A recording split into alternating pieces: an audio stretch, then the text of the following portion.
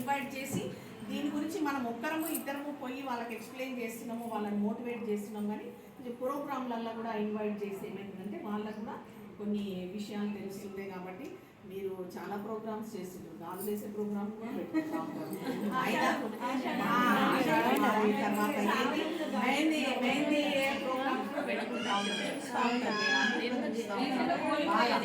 హోలీ కూడా చేసుకుంటాను మొన్నప్పుడు ఇవన్నీ కూడా చేసుకుంటా ఉంటారు. కాబట్టి అందరినీ మీకు మీరుగా చేసుకోకుండా మీ దాంట్లో ఎవరైతే పొదుపులు కట్టడము, ఆర్డీలు కట్టడము ఎవరైతే ఉన్నారో వాళ్ళని కూడా పిలిచి ఇన్వాల్వ్ చేసినట్టయితే ఇంకా కొంచెం బాగుంటుంది. వాళ్ళకు కూడా ఒక ఉత్సాహం అనేది వస్తుంది. ఎందుకంటే ఎప్పుడు ఇళ్ళల్లో ఉండే వాళ్ళు ఒకసారి బయటకు వచ్చి ఈ ప్రోగ్రామ్స్ అన్ని చూస్తే వాళ్ళు కూడా చాలా హ్యాపీగా ఫీల్ అవుతారు, సంతోషంగా ఫీల్ అవుతారు. మనం ఒక ఆర్గనైజేషన్లో ఉన్నాము అనే ఫీలింగ్ వాళ్ళకు వస్తుంది. వాళ్ళు కూడా ఇంకొకరికి చెప్పగలుగుతారు.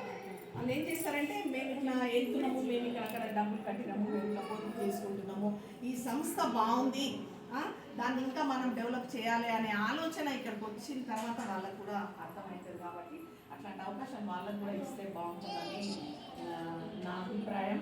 మీరు శివసాయికి మరొకసారి ఎండి గారికి, డైరెక్టర్ గారికి, మరి ఇక్కడ ఉన్న శివసాయి కుటుంబ సభ్యులందరికీ కూడా మహిళా దినోత్సవ శుభాకాంక్షలు. కానీ గౌరవ కార్పొరేటర్ గారికి కూడా మహిళా దినోత్సవ శుభాకాంక్షలు తెలియజేసుకుంటూ మరి అవకాశం ఇచ్చి నన్ను ఇక్కడ పిలిచినందుకు మీ అందరికీ కూడా ధన్యవాదాలు తెలియజేసుకుంటూ థ్యాంక్ యూ సో మచ్.